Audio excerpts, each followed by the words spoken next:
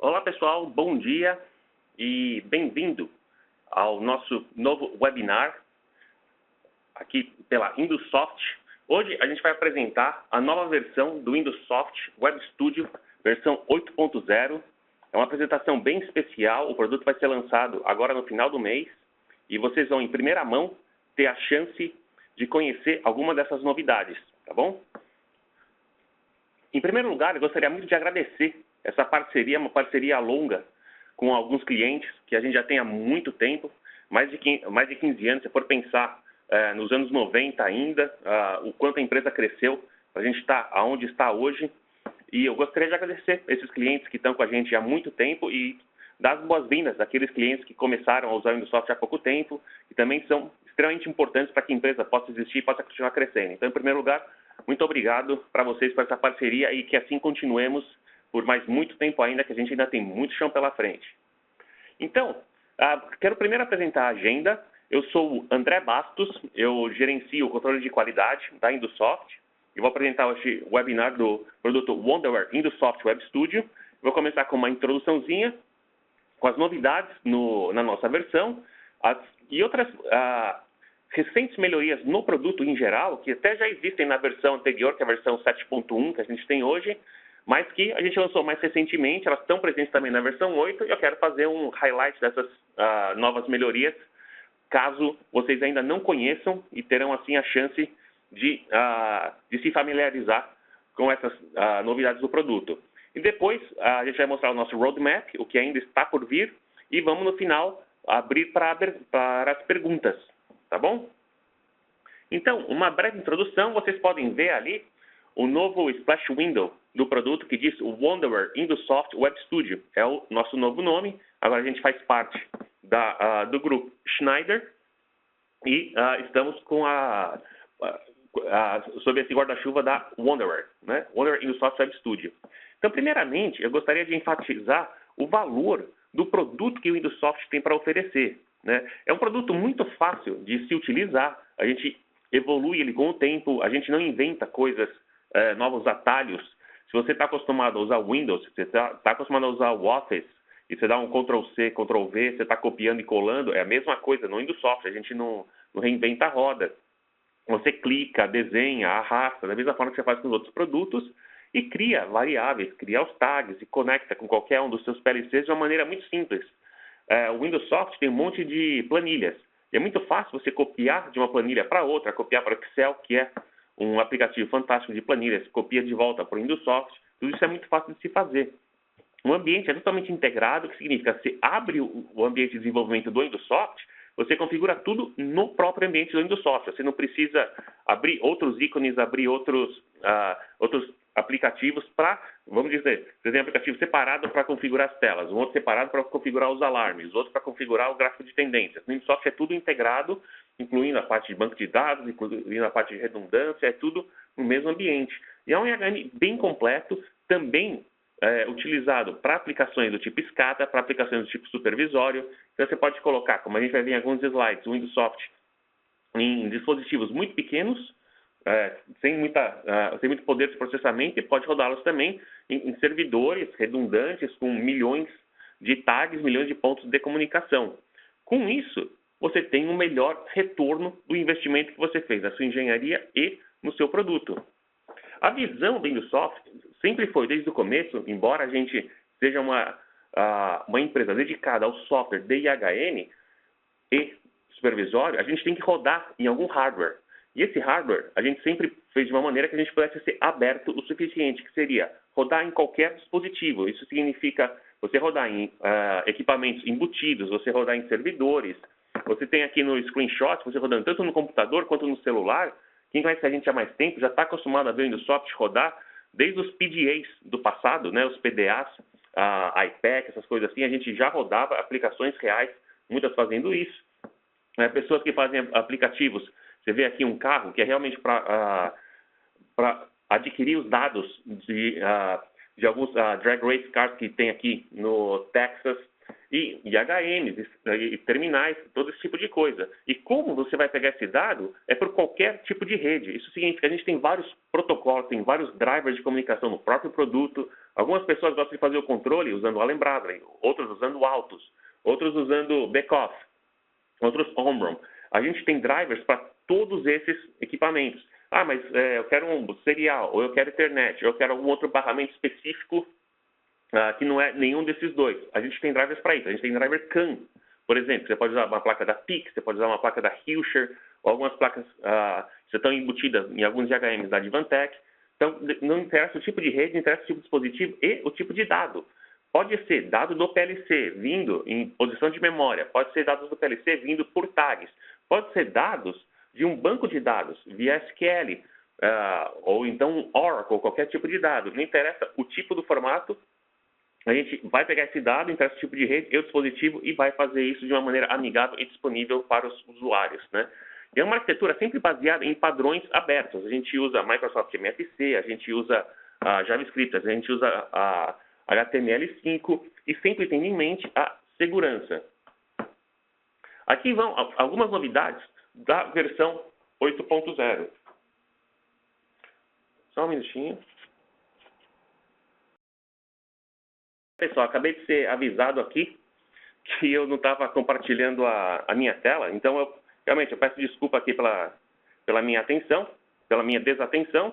E voltando aos slides, o que eu queria mostrar para vocês, essa aqui é a nossa introdução. Eu vou apresentar algumas novidades, as recentes melhorias do nosso produto, um roadmap, o que vai vir, depois vamos para as perguntas e respostas, uma introdução do produto em si, que é um produto muito fácil de utilizar. A gente não reinventa a roda, a gente usa o seu conhecimento, um ambiente integrado, você usa o mesmo ambiente para desenvolver telas, para desenvolver drivers, para desenvolver scripts, um HM bem completo, com driver de comunicação incluído, com a comunicação com banco de dados incluído, a parte web faz parte do produto, o que traz um maior aumento do seu investimento, o retorno do seu investimento, aumento do retorno, né? A gente roda em qualquer dispositivo, seja um dispositivo embutido, seja um servidor.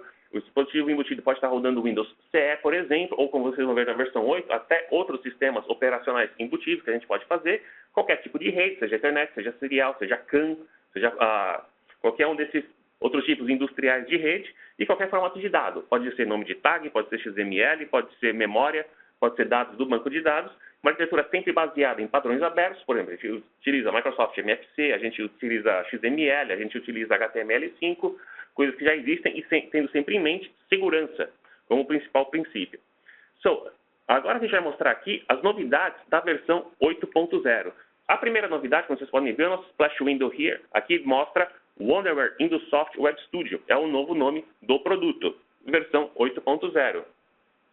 Então, a primeira novidade, que é o que a gente realmente gosta, você tem que ter em mente que hoje em dia você tem um IHM que simplesmente roda um software que roda num IHM. Para você apertar botão, é uma realidade, isso existe ainda, você vai controlar a máquina desse jeito. Mas cada vez mais, o que o usuário quer é poder acessar esses dados, não necessariamente ali na máquina. Ele quer poder andar em volta da máquina e poder apertar botão, e poder clicar e controlar a máquina remotamente. E cada vez mais os dispositivos móveis, eles estão suportando HTML5. Então, a gente cada vez mais está colocando suporte para mais features do produto, mais características do produto para HTML5.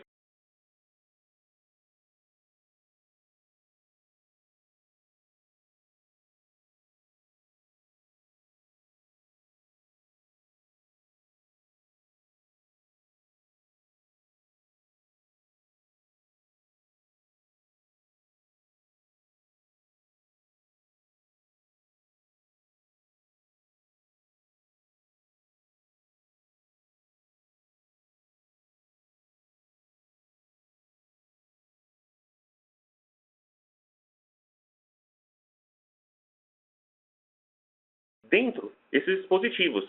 E uma delas que a gente vai mostrar aqui hoje é um computadorzinho bem simples, que é um Raspberry Pi, que é esse daqui. Se vocês já viram, é um computador que custa aqui nos Estados Unidos em torno de $40.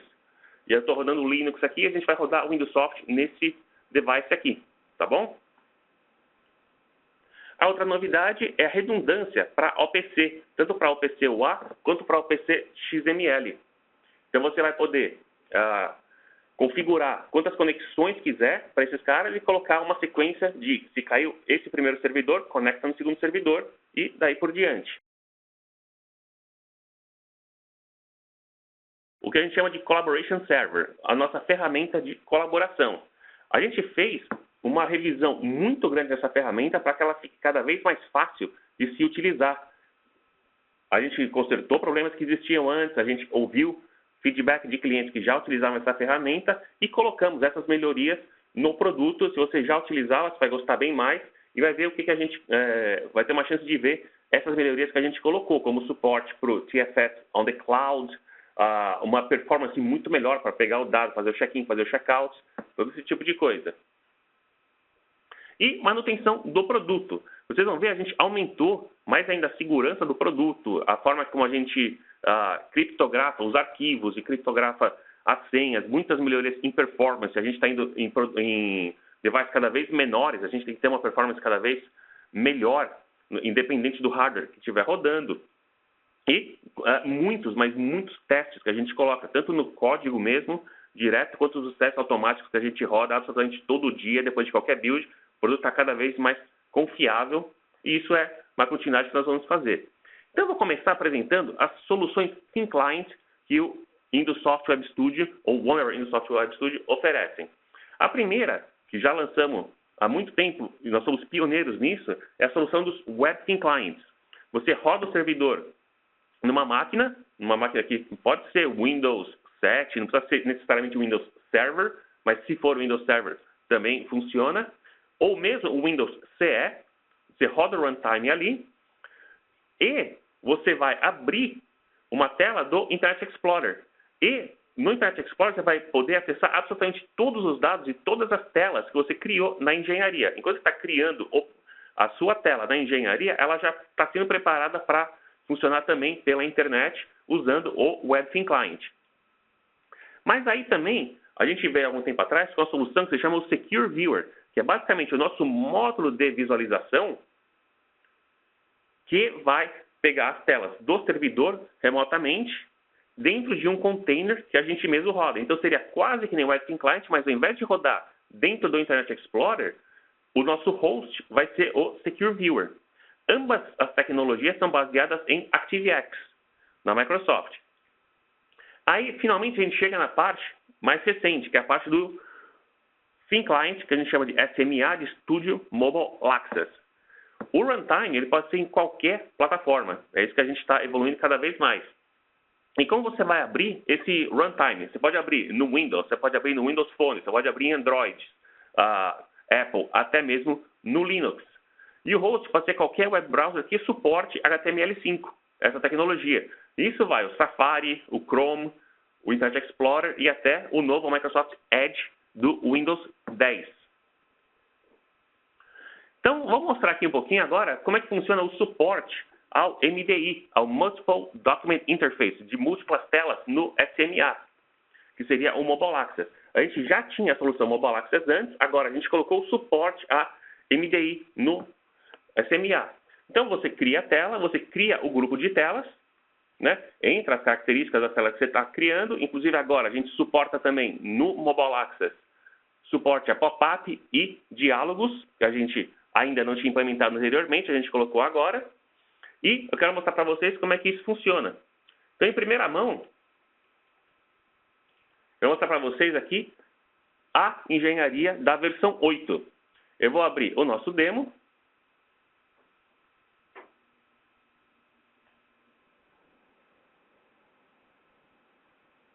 Esse aqui é o novo demo da versão 8. E também quero mostrar, como vou mostrar em alguns slides, a gente está rodando na versão do Windows 10 já, tá bom? Então aqui está o nosso demo. E a gente criou um grupo de tela chamado Startup. E esse grupo de tela tem 4 telas. Então se eu abrir esse grupo de telas aqui, vocês vão ver que a gente tem um menu na esquerda, a gente tem a tela principal, a home screen, a gente tem um header, um cabeçalho, né? E a gente tem aqui nosso footer, que seria um rodapé. Então, tendo tudo isso, aqui na hora que eu começo o runtime, eu vou abrir a tela do Startup.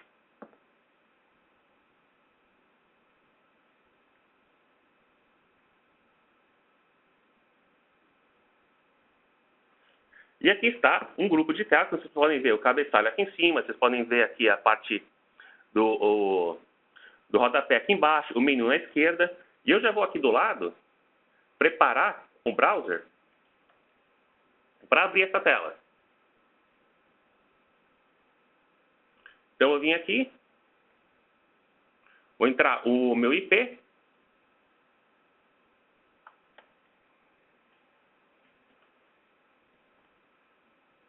E já vou até, coloco aqui o nome da minha tela e vou colocar para entrar já com o usuário guest.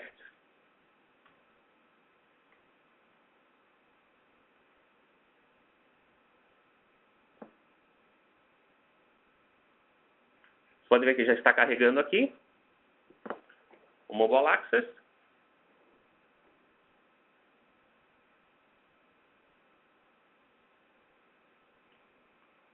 Enquanto isso, vamos dar mais uma olhada aqui na nossa engenharia.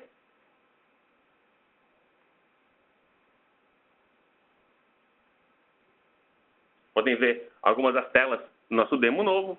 Se não essa navegação funcionar também na nossa versão do Mobile Access.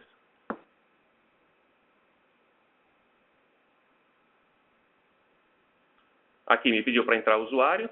Eu entrei errado lá na URL. E agora começou a carregar as telas aqui. E você pode ver aqui, 1, 2, 3, as 4 telas estão aqui. Né?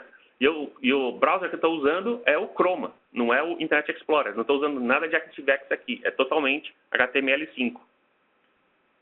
Certo? Navegação, no mesmo jeito do produto, eu cliquei aqui em Industries e ele abriu aqui essa mesma tela que a gente estava vendo aqui. Ok? Então, de volta aqui à apresentação, vocês viram eu abrir no Chrome, mas poderia abrir em qualquer um desses outros caras aqui. Né?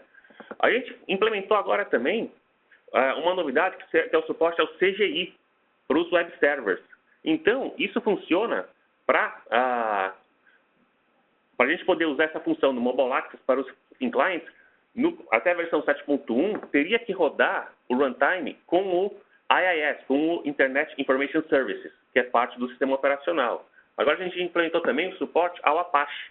Então a gente vai mostrar aqui, a gente vai estar rodando o runtime num Linux, que vai estar rodando o de browser é o Apache. Agora você pode escolher, não é mais só o IIS, se você quer rodar a tua solução, que inclui o web usando o Apache, funciona também. Né? Então vamos falar um pouquinho agora sobre o que levou a gente a querer criar um novo produto que se chama IoT View, baseado na internet das coisas. Alguns dados que a gente conseguiu pela Wind River Helix 360 System Tools, eles mostram qual é o mercado que está planejado para a internet das coisas. O Windows Soft sempre teve produto, como a gente vai ver, que já são utilizados para a internet das coisas. Só que a gente está agora ampliando essa linha de produtos para a demanda crescente que existe de novos produtos feitos para a internet das coisas. Isso se fala de você colocar o seu termostato conectado com a internet, você colocar os sensores da sua casa, de porta, por exemplo, tudo conectado com a internet, gerando Big Data. Então, a projeção que se tem é de 15 vezes o crescimento em dados gerados por máquina até 2020. É mais 50 vezes o crescimento de dados gravados em 2020. Pensa o seguinte, hoje em dia você tem um celular e facilmente você enche 16 gigabytes de dados. Isso vai crescer em 50 vezes. Por exemplo, só no celular. E 85% dos dispositivos, das máquinas, ainda não estão conectados. Né? Então você está falando de assim, você vai falar com uma máquina lá, um IHM comunicando com um PLC e acabou, ainda é uma ilha. Isso, a tendência é que, de alguma forma, isso também vai conectar com algum supervisório, de alguma forma você vai querer os dados que essa IHM está conseguindo gerar. Né? E o retorno esperado nisso é de, basicamente, 19 trilhões de dólares, é o que é a oportunidade que está todo mundo indo atrás. Quais as plataformas relacionadas a isso? O Windows CE, na Microsoft, vai continuar existindo, não vai morrer, vai continuar lá por um bom tempo. Por quê? Ele já tem uma posição muito forte em GPS, em sistemas médicos e no mercado industrial em geral, né? Então, sendo que a Indossoft sempre teve produtos que rodam por Windows CE, a gente sempre teve soluções para IoT também. Só que existe também, por exemplo, o VxWorks. Mais ou menos 40% dos sistemas que precisam de o sistema operacional em tempo real, eles rodam VxWorks. A esmagadora maioria do CLPs que tem por aí, eles rodam VxWorks. Agora você imagina, você roda o seu PLC, roda o seu IHM também dentro do PLC. Qual que é a tua IHM? O IHM pode ser o teu celular, pode ser o iPad. Você abre e vê as telas que estão rodando no seu PLC. Isso sempre foi possível fazer com PLCs que rodam Windows CE. A gente está expandindo nossa capacidade para rodar também em PLCs com VxWorks e Linux também. Hoje em dia, mais de 25% dos sistemas que estão embutidos por aí rodam Linux. Isso sem contar Android. Se contar Android, essa porcentagem aumenta muito mais. O Android é baseado em Linux também. O Indossoft vem então agora com uma solução que a gente chama em inglês de Platform Agnostic. Seria o runtime rodaria em qualquer plataforma. Ele não interessa qual plataforma está rodando, ele vai rodar. Que a gente lançou na versão 8, dá para Windows, que já tinha, para VxWorks, para Linux, e assim a gente vai expandindo também, né? O Indossoft tem um ambiente que a gente chama de RACE, que é um ambiente de configuração rápida de aplicações. Você precisa, para rodar no sistema embutido, você precisa ter um small footprint. Sim, o nosso runtime é bem pequeno. Copiar os arquivos para algum desses caras é um sistema bem compacto. Interoperability, em inglês, que aqui eu traduzi como interoperabilidade, que seria comunicar. Um IHM sem comunicação é basicamente um PowerPoint. Então você precisa comunicar, e para isso nós temos mais de 250 drivers de comunicação nativos no produto. Temos OPC, as diferentes especificações de OPC e interfaces com Historian, com Database, esse tipo de coisa. Mobilidade. Agora, na versão 8, a gente expande mais ainda as features que a gente tem com HTML5 e para gerenciamento remoto da sua máquina ou do seu processo. E preços sempre acessíveis. Comparando o Indossoft com a concorrência, os nossos preços desde o começo sempre foram baseados em volume. A gente quer que possa se comprar bastante. E quando a gente vai para embutido, a gente está falando de pessoas que compram realmente muita coisa. O preço tem que ser competitivo para poder concorrer nesse mercado também. E para servidores, o preço também é bem justo. Então, vamos ver qual a arquitetura do IoT View, independente da plataforma, onde que ele se encaixa dentro dos produtos que o Indossoft já tinha. O Wonderware Indossoft Web Studio Full Runtime roda no Windows, roda no Windows 10, é o sistema que eu estou rodando aqui, roda no 8, roda em todas as plataformas Windows. Aí, o Embedded View, que é o produto que a gente lançou na versão 7.1, ele roda no Windows Embedded. Então, no Embedded, seria no Windows embutido, por exemplo, hoje em dia já tem até o Windows 8, Windows Embedded Standard 7. É um produto pequeno, com preço bem competitivo para rodar nesses sistemas embutidos.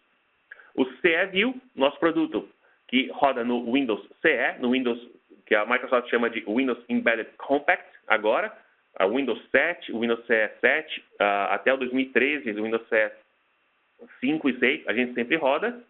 E agora a novidade é no Linux. O que é diferencial do Indossoft é que você usa um produto só para configurar para todos esses runtimes, que é o produto Wonderware Indossoft Web Studio. Você desenvolve apenas uma vez e faz o download, baixa a sua aplicação para qualquer um desses ambientes aqui. Então, é uma solução escalável. Você pode usar o mesmo produto para fazer produtos para embedded, para uma IHM local, ou produtos para grandes servidores com grande redundância, um produto SCADA, para você fazer OII, fazer aquisição de dados, de KPI, análise de dados, todo esse tipo de coisa. Então, mesma instalação, mas em múltiplos sistemas operacionais. Isso te traz o quê? Independência do fabricante de hardware. Se você está usando, por exemplo, o Windows Embedded para sua aplicação do fabricante A e por qualquer motivo você decide mudar para o fabricante B, você não tem nenhum trabalho de reengenharia da sua aplicação. Quando você usa uma plataforma mais amarrada com o hardware, tipo, você tem um software específico para aquele hardware, se você quiser mudar, você tem que mudar o software e o hardware. Usando o Indossoft, você muda apenas o hardware, a sua engenharia já está pronta. Não precisa fazer mais nada. Então, vamos mostrar um pouquinho como funciona o IoT View E o que a gente está lançando no IoT View nessa versão? Na parte global do produto, você pode criar tags, criar classes, todos os tags desse sistema funcionam, e o sistema de segurança em modo local. Para a parte de gráficos, a gente cria telas, cria grupo de telas e pode usar símbolos, tanto de projeto quanto da nossa biblioteca de símbolos. Né? Nas tarefas aqui, a gente suporta alarme online e gráfico de tendências, salvando os dados em banco de dados remoto. Então, você pode estar rodando num dispositivo pequeno no Linux e salvando o seu dado no Oracle, salvando no SQL Server. Né? E nessa primeira versão, os drivers que a gente lançou são os drivers MOTCP, que é o Modbus via TCP/IP, o driver ABTCP, que é o protocolo DF1 via Ethernet para precisar lembrado, e SoftP, que é o nosso driver para o SoftPLC, da empresa chamada SoftPLC também. E o que eu vou mostrar para vocês aqui é o IoT View rodando no Linux. E a gente suporta também o VxWorks. Ok? Então, eu vou fazer uma mudança aqui para voltar para a minha engenharia.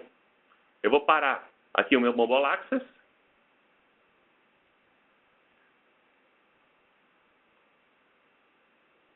Vou voltar aqui para a engenharia. E vou criar um novo projeto, uma nova aplicação. Vou criar aqui, vou chamar de Webinar Brasil. E vai ser um produto para Embedded. Fico aqui, OK. Ponho uma resolução que eu quiser aqui. Vou colocar, por exemplo, 800 por 600. Então, estou criando uma aplicação da mesma forma que eu sempre criei com o Windows Software Web Studio.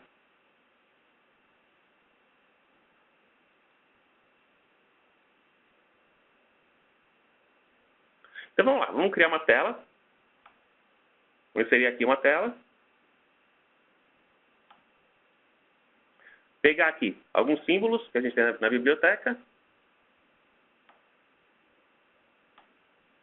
Então, vou pegar o quê? Um tanque. Está aqui.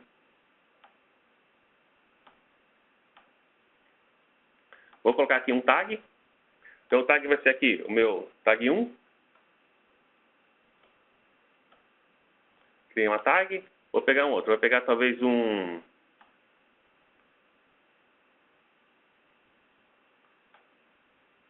switch. Está aqui. Pegar, por exemplo, esse daqui.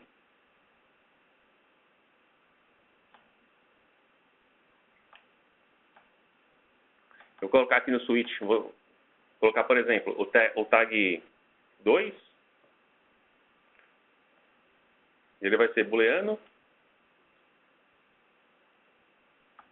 E vou pegar alguma forma de finalizar esse tag também.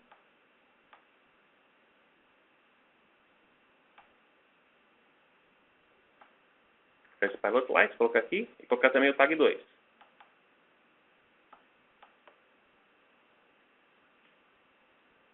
Então tá, vou salvar essa tela aqui.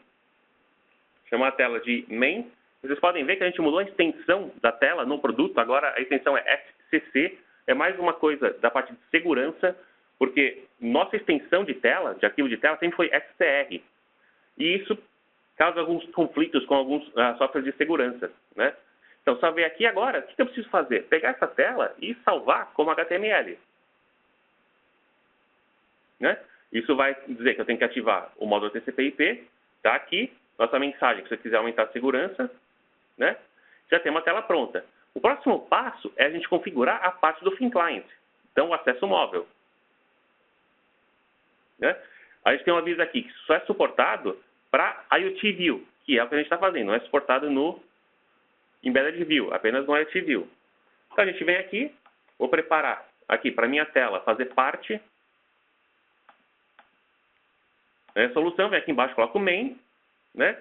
E quando eu estou rodando para o IoT View, eu tenho que vir aqui no Global Settings. Nesse Raspberry Pi que eu estou rodando aqui, eu preciso habilitar o CGI. E por default, já vem habilitado aqui embaixo. Enable CGI. Ok? Salva a minha configuração. Né? Mobile Access Allow remoto. Né? Aqui os símbolos. E aqui a nossa tela. Meu próximo passo, eu vou conectar com o meu runtime nesse carinha aqui que se chama IoT View. Então, a primeira coisa que eu vou fazer, eu copiei para cá, usando um USB, esse arquivinho aqui chamado Remote Agent. Onde que a gente tem esse arquivinho aqui? Na instalação do Wanderer Indossoft versão 8.0, a gente tem a pasta Redist, que a gente já tinha antes, né? Dentro da pasta Redist, a gente tem agora novas pastas e uma delas se chama IoT View. Então eu vim aqui, copiei o IoT View da versão Linux, esse é um dos ARMs aqui, né? E copiei o Remote Agent para, aqui está o Remote Agent, copiei ele para o meu Linux aqui. E eu estou conectado com esse Linux usando o VNC, talvez simplesmente compartilhando a tela. Então, eu já copiei, agora eu vou rodar. Então, o Remote Agent está rodando no Linux agora. Se eu volto para o ambiente de desenvolvimento, eu posso entrar o IP aqui, né?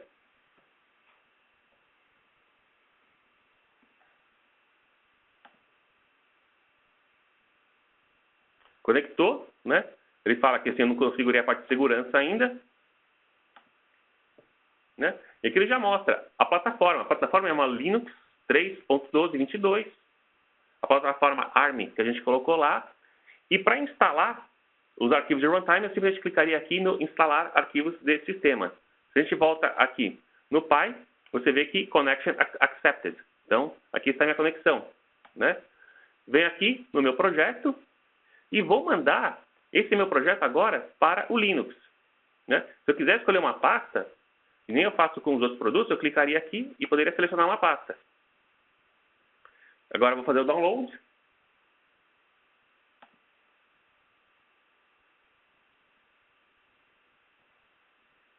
Preparando e enviando para aqui da aplicação. Você pode ver elas aqui.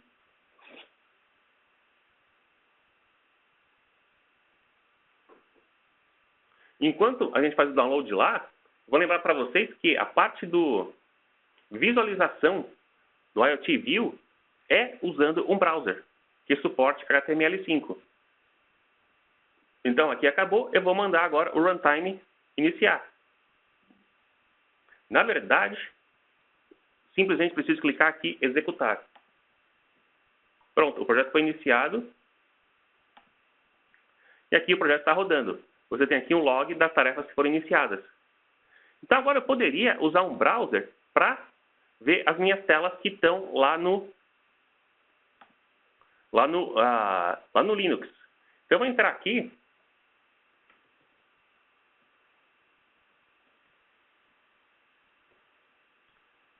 Já salvei aqui, né? É esse daqui, a minha URL que eu vou entrar, porque eu já estou com uma parte rodando lá. Então, eu estou aqui no meu outro ambiente.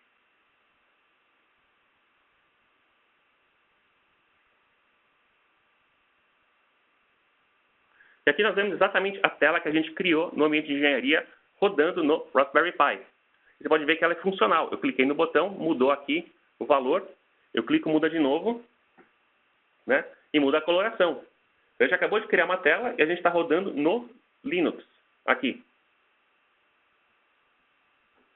É simples, ou seja, para quem usa Indossoft, é extremamente familiar o ambiente. Eu só preciso agora rodar em outro lugar. É isso que a gente está fazendo aqui. Então, com isso, a gente expande. Uma arquitetura tradicional era o quê? Você pega o PLC, comunica com o PLC usando uma LAN e pega esses dados e manda para Web Thin Clients. Isso a Indossoft sempre fez. Web Thin Clients ou para Secure Viewer Thin Clients. O que a gente expandiu agora é esses dispositivos que podem gerar esses dados para você mandar para o Thin Client é uma range muito maior de dispositivos agora. Não necessariamente eles precisam ser dispositivos rodando Windows, né? Então, como a gente falou, 40% dos sistemas embutidos rodam VxWorks, que é uma implementação do Linux. Você pode rodar agora Indossoft neles também.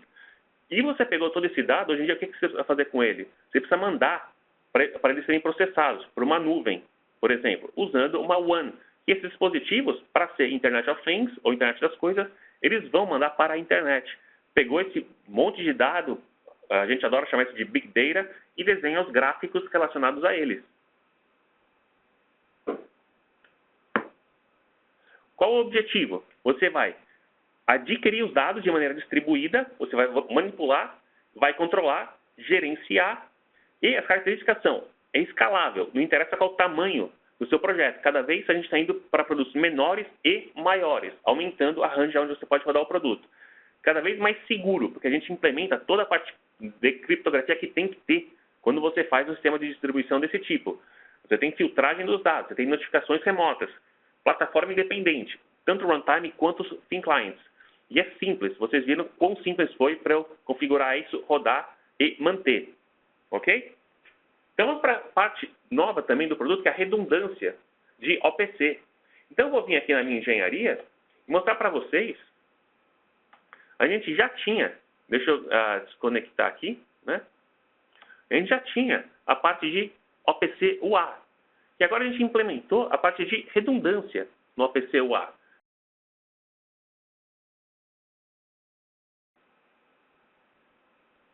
Por exemplo, o nosso demo, que está aqui, né? Aí eu tenho a redundância tanto para XML e DA, quanto para OPC UA. Como é que funciona isso? Você cria conexões, você já criava antes, né? Você coloca uma conexão aqui, por exemplo, um server 1, e escolheria aqui uma URL onde ele vai conectar, clico OK. Aí eu crio uma conexão 2, posso criar uma conexão 3, P2, então aqui eu teria também aonde está esse meu outro servidor, num outro PLC, no outro computador. Cada vez mais com o OPC UA, a gente vê PLCs com o OPC UA dentro do PLC, né? A gente tem o pessoal da Lecoff, a gente tem da própria Siemens, o pessoal da Bosch, Rexroth fazendo isso. Então o OPC UA da Triconix, que é da Schneider Electric, eles falam o OPC UA dentro do PLC. Então, você quer fazer uma redundância? É muito fácil. Você cria aqui a conexão para o PLC A e aqui a conexão para o PLC B, né? Eu não sei se eu tenho a conexão aqui, de onde eu estou, mas, por exemplo, se eu entrar aqui, um PLC 10, 13, 82. Então, aqui eu tenho um PLC, né? Posso conectar com ele. Esse aqui é o meu servidor 1, né? Essa conexão funcionou. Aí, digamos que eu tenho um outro PLC num outro IP, que eu, infelizmente, eu não tenho aqui no meu laboratório. Mas, digamos que se eu tivesse um outro, a mesma coisa eu colocaria aqui, né? E eles são redundantes. Aí eu crio um grupo de redundância, onde, basicamente, eu insiro um nome para esse grupo de redundância, né? Então, eu coloco aqui PLCs da armação, né? E aqui eu tenho os campos para feedback os tags que recebem feedback de qual conexão que está ativa, né? Aqui eu venho e coloco quais conexões que eu quero trabalhar com a redundância. Se o server 1 falhou, ele vai para o 2. E depois de 5 minutos, se eu habilitar aqui, ele faz o retorno automático para o primeiro servidor. Vai tentar de novo, né? Você pode colocar qual o tempo de watchdogs em segundos, né? E pode colocar, se quiser, digamos, o servidor 2 seria o primário, né? E aqui você tem o feedback, o retorno, o valor de retorno deles, o tag de status, qual é o código de erro, um tag para desativar esse grupo inteiro. Se tiver algum erro, você tem aqui o código e aqui a mensagem desse erro e aqui um tag para dizer qual das conexões que está ativa, se é a conexão 1, se é a conexão 2. Extremamente simples. Aí quando você configura o seu OPC UA, você pode escolher algum desses grupos de conexão também. Está aqui ele. Certo? E uma novidade que eu não tenho como mostrar aqui agora, porque eu não tenho um OPC para isso, a gente suporta também evento, que significa o OPC, a parte de alarmes e eventos do OPC também. A configuração seria aqui, no tipo de grupo eu colocaria evento. Para aquisição de dados normal, seria dado, ok?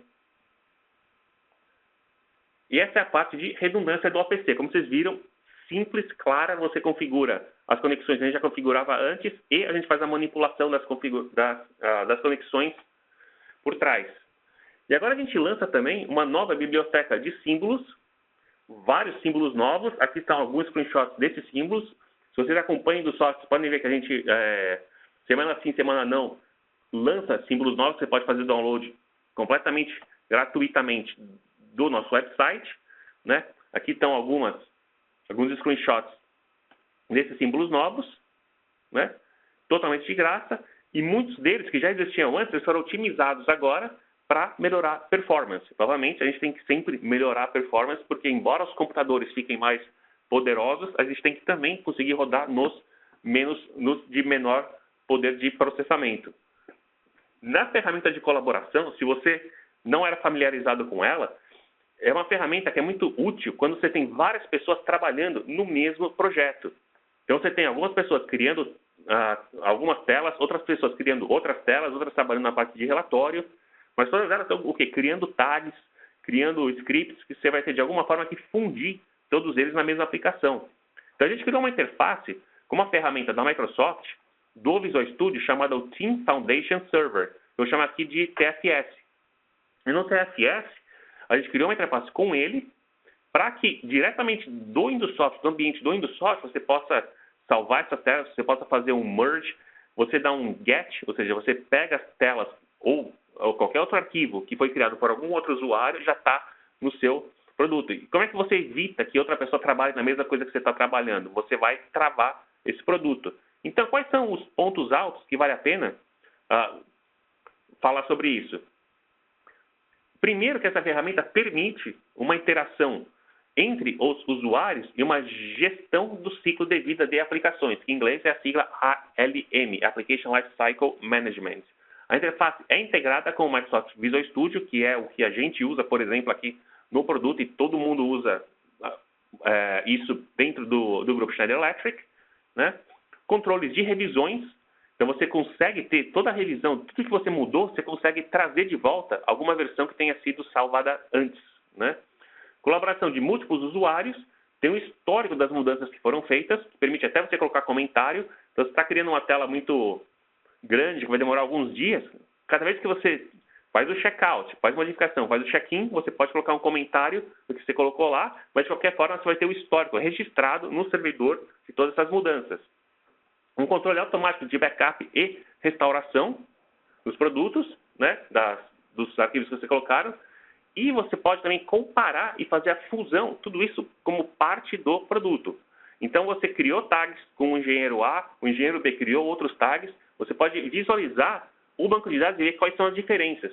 E decidir se você mantém o que era antes e descarta as modificações, ou se você vai ter uma fusão do que os dois engenheiros fizeram. Muito simples, tudo isso embutido no produto. Semana passada, a Microsoft lançou o Windows 10.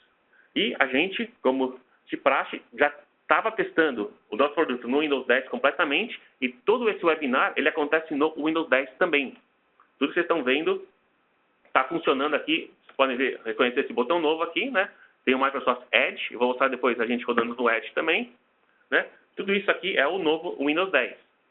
Então, da mesma forma que a gente já fez anteriormente, a gente mantém a compatibilidade de tudo que vocês criaram antes, em versões antigas, com as versões novas. Então, você criou uma aplicação, você voltar do ano de 1997, quando a gente estava na primeira versão do Windows Soft, o Windows na época era o Windows NT, o Windows NT4, o Windows 95, o Windows CE, na sua primeira versão, que não tinha nem cor ainda, você criar uma aplicação e rodou lá, você abre essa mesma aplicação no Wonderware Windows Soft versão 8.0, no Windows 10, no Windows 8, nos servidores, e agora também você vai poder rodar esse runtime no Linux e no VxWorks.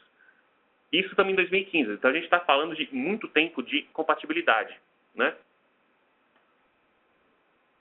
Então, a gente é 100% compatível, né, desenvolvido nas versões antigas, e isso protege o seu investimento. Você não precisa ter medo de investir agora. Comprar a última versão, desenvolver o seu produto e achar que, de alguma maneira, se a gente lançar uma outra versão de produto, vai ter que refazer a sua engenharia. A gente nunca precisou fazer isso. O que você configurou numa versão antiga, na nova sempre funciona. Temos uma nova embalagem, a gente não vai mais enviar DVDs. Agora, quando você compra uma licença, a gente vai mandar também um pendrive, né? A gente vai mandar um USB com a instalação do produto e todos os arquivos que a gente considera interessante.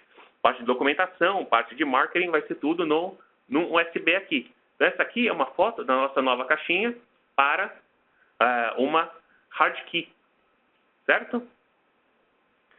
Agora, depois de apresentar algumas das novidades, eu não tenho nenhum slide aqui, Mas eu queria mostrar uma novidade que a gente tem aqui, que é a parte de usuário e senha para a nossa tarefa TCP/IP. Se você já era familiarizado, essa tarefa é para fazer a comunicação entre diferentes estações rodando em Windows, né?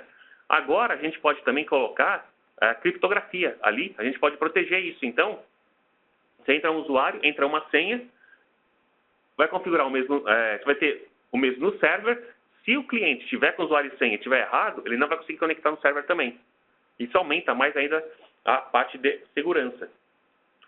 Melhoria, coisa nova também na versão 8.0, além da redundância do OPC, além do OPC suportar alarmes e eventos, do IoT View, da múltiplas telas também no Mobile Access, rodar no Linux, tudo isso. Então vamos voltar para algumas melhorias recentes que a gente teve no produto, nos últimos lançamentos, que não sei se todos vocês já foram apresentados a elas. Agora, a gente tem várias ferramentas para que você crie a aplicação durante o runtime. A gente nota muito isso em fabricantes de máquina, pessoas que fazem aplicações muito parecidas, mas não necessariamente iguais. Então, às vezes, você acabava tendo que criar uma aplicação muito grande que cobrisse todas as possibilidades. Com isso, você acabava criando, muitas vezes, uma aplicação com, sei lá, 10 mil tags e usava somente 2 mil por aplicação, mas você tinha que ter tudo aquilo preparado. Hoje em dia, você tem funções para manipular a parte dos tags. Então, você pode criar tag, pode remover tag, pode criar classe, remover membro de classe durante o runtime também. São as funções tagsDB. Aqui. Eu estou mostrando aqui nesse screenshot aqui, né? Você pode executar, mudar propriedades nos tags também. Você pode fazer, que nem a gente tem a primeira função aqui, que é executar reconhecimento de alarme, mudar, forçar valor de tag também. E tagsDB que você cria novos tags durante o runtime. Criar telas automaticamente. A gente tem um formato XML que, se você preencher esse formato XML, a gente tem uma função que é simplesmente importa esse XML e cria a tela no formato binário. Ou seja, daí você pode ver essas telas durante o runtime. Então, imagina, você está simplesmente lá, clica em alguns botões aqui e ali, fez a sua configuração de quantos, por exemplo, quantos sensores você vai ter na máquina A, clica no botão, isso gera um XML, a gente pega esse XML e transforma em tela, muito rapidamente.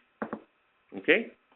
Isso já tem hoje na versão do Windows Soft. Isso te ajuda a criar templates e é muito útil para fabricantes de máquinas. Nós temos no produto a parte de integração de tags com alguns PLCs já. Então, o que a gente tem hoje na versão 7.1, que a gente está trazendo também para a versão 8, é a integração, por exemplo, com o backoff do TwinCat, tanto o TwinCat 2 quanto o TwinCat 3, 3.1, integração usando os arquivos, né, o TPY, por exemplo, esqueci qual outra extensão de arquivo, mas também a gente pode ler os tags diretamente do PLC. Então, a gente conecta com o PLC e lê o banco de dados de variáveis do PLC e cria dentro do Windows Soft.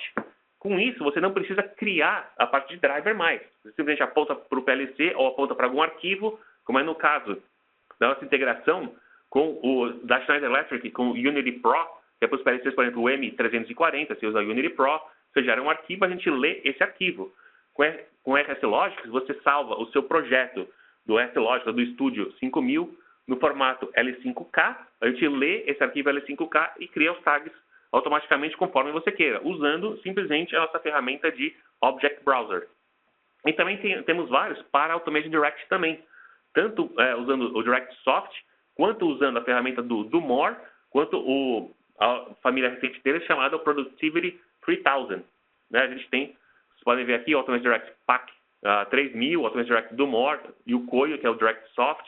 Todos eles a gente já tinha no produto, temos também agora na versão 8, isso facilita muito a configuração e acelera o desenvolvimento de aplicações. A gente já lançou na versão 7.1 a parte de multitouch, né? E no multitouch você pode fazer zoom nas telas, pode fazer navegação nas telas, pode aumentar e diminuir tamanho de objetos, tamanho das telas, arrastar objeto, rotacionar objeto, comando de dual touch ou não. Se você não teve chance de ver ainda isso, a gente tem no nosso demo aqui, da versão anterior do produto, se eu rodar aqui nesse computador aqui, eu tenho o touchscreen aqui na minha tela. Então, vocês devem estar vendo um círculo onde eu clico nele, né? Então, eu estou aqui rodando, né? Usando o touchscreen, usando o multitouch. Então, eu pego esse objeto aqui, ó, jogo, ó, tem a inércia embutida, né? Giro, né? Mudo o tamanho do objeto durante o runtime, né? Tem uma planta grande, faço zoom numa parte específica aqui e dou um liga, desliga, como pode ver, né? Dual touch, aqui eu habilito, né? Aí eu posso clicar. Senão, não posso clicar, né? E uma interface aqui, a gente suporta até 10 multitouch. Aqui vocês podem ver aos poucos, a gente foi pegando, né? Na tela, e aí vai. Se for para alguns outros pontos, a gente pode pegar no trend, por exemplo. Eu vou fazer uma pausa aqui no trend e vou manipular o trend para frente e para trás, para ver meus dados, usando touch, né? Posso até fazer um zoom. Mesmo que eu esteja explorando aqui, usando a tela, eu venho e faço um zoom usando touch também, que é algo muito mais espontâneo hoje em dia do que você realmente clicar nos botões para fazer zoom, por exemplo, né? Na parte de alarmes, eu vou gerar aqui alguns alarmes, para gerar um histórico grande de alarmes.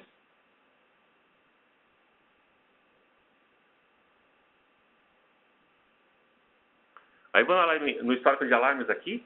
Para eu procurar os alarmes na minha lista, agora eu faço scroll aqui diretamente no objeto também. Interessante que isso também tem para o Windows CE. Se o teu equipamento Windows CE suporta multitouch, isso aqui já está disponível no Windows CE também. Mesma coisa no Trend. No Windows CE também, você pode fazer isso. A parte de rotacionar também. Então, várias dessas features também já funcionam no Windows CE quando você tem um device que suporta tudo isso. Ok? Então, de volta aqui à nossa apresentação, a gente tem vários tipos de hardkey, né? Que a gente já tem há mais tempo é a da SafeNet, que é plastificada, mas a gente tem também da Weibo em formato de metal, que precisa ser um pouco mais... tem algumas plantas onde o plástico, a temperatura era muito complicada para ter uma hardkey de plástico, então a gente tem também de metal, né? E temos outros formatos, por exemplo, bem pequenininho, como esse daqui, que funciona principalmente assim, se você pede muito isso para computadores que estão no painel, né? Você abre um buraco no painel, põe o computador lá, põe a hardkey e você quer ter um pequeno. A gente também tem hardkey nesse formato e também tem no formato USB com 2 GB de espaço, né? Então você pode ter a sua aplicação ali num SD card, digamos no Windows CE, você tem a licença e o teu produto dentro do USD ou dentro de uma micro USD ou um Compact Flash. Todos esses formatos têm a nossa licença. Então, você tem o IHM. O IHM, sei lá, por algum motivo estragou. Você pega um reserva, pega o seu Compact Flash, tá? Usando a SoftKey apenas. Então, a gente suporta a licença, tanto para o Windows CE quanto para o produto, em todos esses diferentes formatos aqui. Outra feature que a gente lançou recentemente é o servidor de licenças. O que significa isso? Você pode ter uma máquina que tem uma hardkey. E nessa hardkey você vai ter várias licenças. Aí você vai, em estações remotas, você diz que você vai usar uma licença, ao invés de ser local, você vai escolher uma licença de network, né, de rede, seleciona a licença de rede, entra qual o IP do servidor, ou então, se você clicar a opção Automatic, automático aqui, a gente vai procurar na tua rede um servidor de licenças. No que achou, você dá um OK, pronto. Digamos que você tenha uma hardkey com 5 licenças. Um usuário vai pegar, ele vai usar aquela licença e vai devolver para o servidor quando desconectar, né? O servidor automaticamente vai estar lá. Então, no que um funcionário pegou, vai ter 4 disponíveis ainda. Outro engenheiro pegou, você tem 3 disponíveis ainda. Outro engenheiro desconectou, você tem 4 licenças disponíveis de novo. O primeiro engenheiro desconectou, você tem as 5 de novo. Se por qualquer motivo, enquanto você está trabalhando, a rede caiu, né? Então você estava conectado com o servidor, você pegou a licença, aí a rede caiu, a gente não vai simplesmente derrubar automaticamente, a gente dá um prazo para que você possa corrigir, salvar a sua aplicação e voltar para o servidor de muitas horas, que você pode continuar trabalhando sem estar conectado diretamente com o servidor. Depois de um tempo, se não conectou de novo, lógico, vai mostrar como não está mais licenciado. ok? Isso, novamente, já tinha no produto antes, só reforçando na versão 8, isso também tem, né? A ferramenta de debug de scripts, que realmente ajuda muito quando você está criando scripts na interface de Visual Basic, no VB Script, você pode rodar em debug, pode colocar breaking points, pode, ou seja, você está rodando o script, você para aqui, né? Aí você vai com o mouse, você passa por cima de uma variável, ele vai mostrar qual o valor daquela variável. No Database Spy, você pode ver o valor de todas as variáveis daquele script, né? Você tem o stack frame que ele te mostra qual a sequência. Digamos que você está com mais de um script, ou então que você está chamando Global Procedures, né? Você vai mostrar essa execução e o status de cada tarefa do runtime, do BGTask, do viewer, dos alarmes, do trend. Tudo isso a gente tem aqui também, nesse último tab aqui, quando está rodando em modo debug. Ok? Já tem na versão 7.1, mantivemos isso na versão 8. E uma integração nativa com o Wanderer Historian. Agora a parte da família também. Esse é um add-on, é um adicional, que a gente precisa colocar na licença, mas quando você está salvando os dados, a gente sempre pode salvar no formato proprietário ou no banco de dados.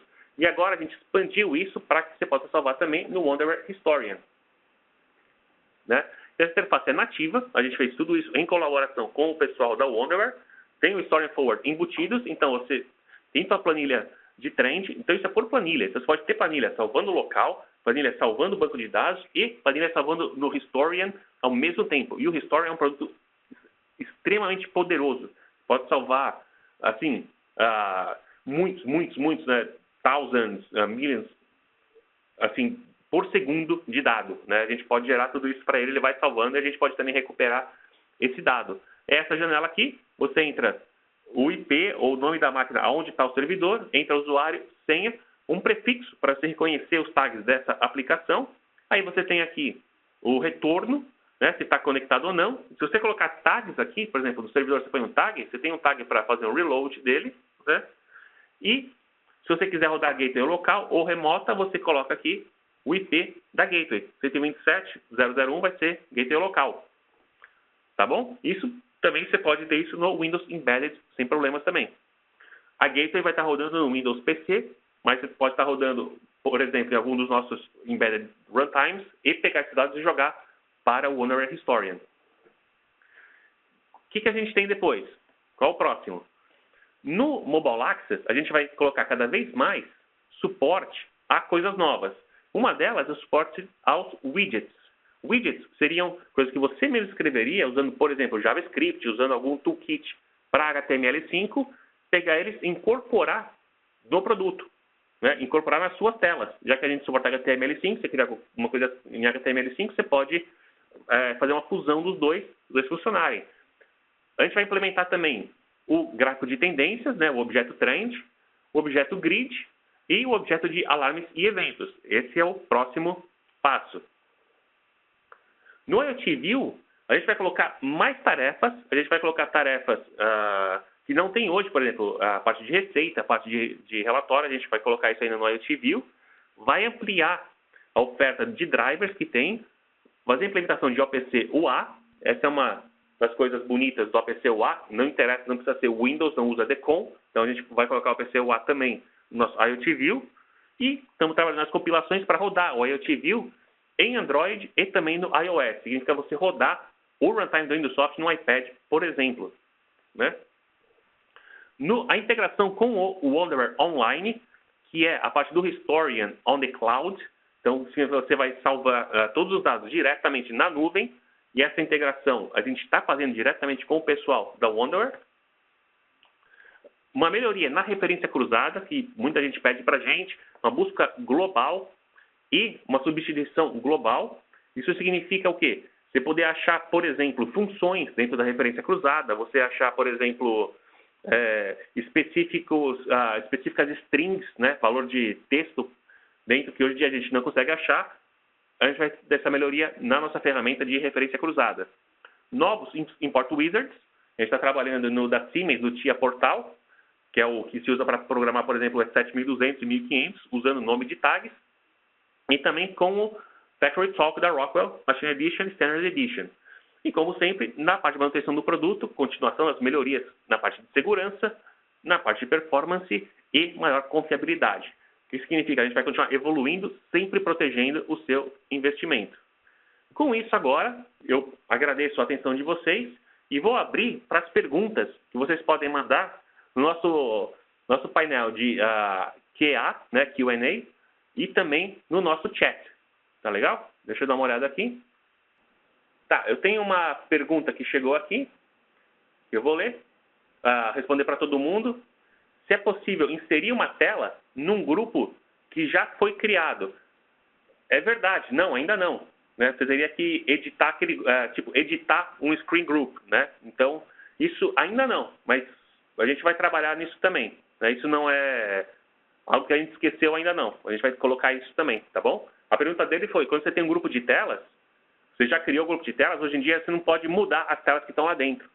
Né? Então, a gente quer trabalhar para mudar isso daí, para que permita o usuário editar isso daí. Tá bom? Então, a gente tem uma pergunta aqui sobre a versão que o Indusoft tem, que a gente chama do Indusoft educacional, né?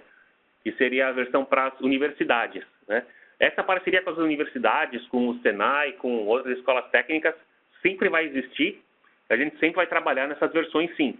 Então, quando a gente lançar a versão 8 do Wonderware Indusoft Web Studio, vai ter também a versão das universidades. O lançamento da versão vai ser no final desse mês. Né? Vai ser em torno do dia 20, entre o dia 20 e o dia 28, vai ser o lançamento do produto, tá bom? Daí vai ter também o lançamento para as universidades.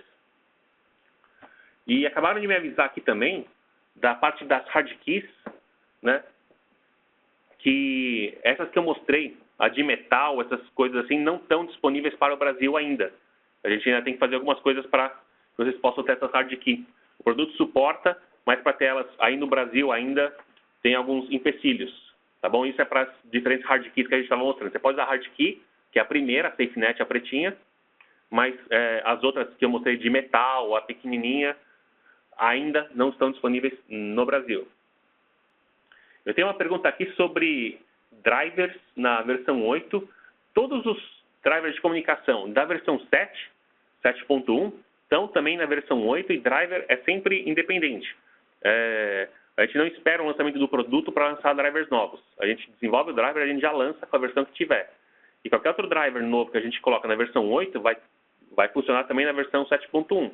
E todas as melhorias que a gente fez antes, em drivers como o BACnet, por exemplo, no driver ABCIP, que é para o ControlLogix, os drivers novos que a gente está implementando, driver para Siemens, por exemplo, para o S7200 e 1500, todos esses vão estar na versão 8 e também para as versões existentes. Tem uma pergunta aqui sobre os upgrades, né? A política de upgrade do Indusoft tem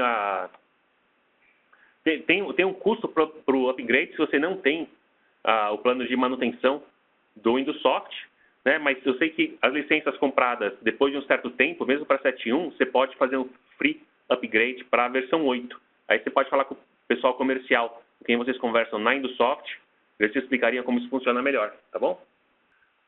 Uma outra pergunta interessante assim, integração com mais sistemas da Wonderware, como System Platform e Embed virão em breve. Ótima pergunta e a resposta é sim. Sim, a gente está trabalhando nisso sim. Né? O Indusoft agora tem uma versão que se chama InTouch Machine Edition, que é o OEM do Wonderware Indusoft Web Studio, mas com o nome InTouch Machine Edition. E esse que a gente está priorizando para fazer a integração com os outros produtos da Wonderware, que seria, por exemplo, o System Platform e o Embed e todos esses outros produtos, se vocês já são familiarizados com esses daí. Boa pergunta. Então tá bom, eu não estou vendo mais nenhuma pergunta aqui no momento. E só porque eu falei isso, acabou de chegar mais uma pergunta, né? É uma pergunta técnica, também muito boa. Quais as linguagens de script que funcionam hoje no IoT View, né? Hoje no IoT View a gente suporta o que a gente chama de built-in language. Ele não tem suporte ao VBScript ainda, porque o VBScript não existe em sistemas que nem o Linux ou o VxWorks, por exemplo. Mas a gente está trabalhando em outros scripts também. Não só o built-in, que a gente já roda, né? Várias dessas funções já funcionam. Você pode abrir tela, você pode escrever scripts nos botões, por exemplo. Tudo isso já funciona no IoT View. E a gente vai colocar mais. A gente vai colocar, por exemplo, o suporte a JavaScript, todo esse tipo de coisa. Ok? Ok? Mais uma outra pergunta que veio aqui, que seria se o IoT View tem conexão a banco de dados. Na verdade, para o Trend, já tem conexão para banco de dados. É a forma que você pode salvar histórico de Trend, seria com um banco de dados, lógico, banco de dados remoto, né? Que a gente usa a nossa Gateway, a Gateway ainda roda no Windows, então você, quando está configurando o Trend, você entra um IP da Gateway para salvar num SQL, por exemplo, ou no Oracle, mas sim, o IoT View já suporta a conexão com o banco de dados para a parte de Trend, e conforme a gente evolui o produto, vai suportar para mais coisas também. Agora, uma pergunta interessante aqui, se vai ter uma versão demo disponível. A gente tem os nossos Release Candidates internos aqui. Se você é um usuário do Indusoft, você pode entrar em contato com o nosso pessoal se você compra de um distribuidor, fala direto com o distribuidor. Se você compra direto da gente, fala direto com o nosso pessoal comercial. A gente pode dar para vocês um RC, o Release Candidate. Não façam projetos de verdade ainda, porque o produto não está completamente lançado ainda, né? Então, se você fizer um projeto real, a gente ainda mudar alguma coisa, esse projeto pode ter alguma incompatibilidade, mas se você tiver interesse em avaliar, você pode entrar em contato com a nossa parte comercial, que a gente te ajuda a ter um beta sim, né? Aí uma pergunta interessante é se na versão 7 tem que criar o driver de comunicação, e eu comentei que na versão 8 você pode falar diretamente com o PLC, né? Então, a pergunta é muito boa, porque eu quero deixar claro que os drivers existem ainda e que na parte de Tag Integration, se eu voltar o slide aqui para a parte do Tag Integration, especificamente esses caras aqui, você não precisa criar o driver, a planilha e colocar nele, e colocar os tags lá. Como é que você faz? Você vai no Object Finder e você vai conectar com o PLC e ler o nome dos tags do PLC diretamente no seu botão, por exemplo, no seu botão ou no seu script. Você pode fazer isso em qualquer interface do produto, fazer isso. Mas é especificamente para esses tag integrations aqui. E lógico, a gente está aumentando isso, a gente está colocando mais, colocando para o TIA Portal, colocando outros import wizards também, né, e outros tag integrations que a gente vai aumentando. Então, para esses daqui, já na versão 7, você já tem tudo isso. Na versão 8, digamos, que você queira comunicar com um PLC que a gente não tem aqui, um PLC da OnROM, por exemplo, na OnROM a gente não tem um tag integrado assim, então você vai precisar colocar o driver e configurar, que nem sempre fez, também é rápido, é fácil copiar de uma planilha para outra, tudo isso. É uma pergunta muito boa também. Bom, pessoal, eu me excedi um pouquinho aqui no tempo. Eu não estou vendo mais nenhuma pergunta. Alguém tem mais alguma pergunta? Se não tiver, queria mostrar para vocês aqui como entrar em contato com a Indusoft, né?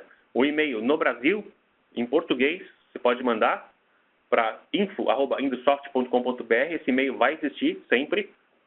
Vocês sabem que a gente agora faz parte do grupo Schneider Electric, mas o nome Indusoft continua. Vocês podem ver aqui, então o e-mail Indusoft continua. Nosso site em português, indusoft.com.br, ainda é o nosso site, né? E os telefones aqui no Brasil, vocês têm 11 São Paulo, 3293-9139, é a linha principal. Vocês podem entrar em contato a qualquer momento para mais perguntas, pode mandar algum e-mail, se tem mais alguma coisa que vocês gostariam de ver, se estão interessados em ter o beta, dar algum feedback para a gente do nosso webinar também.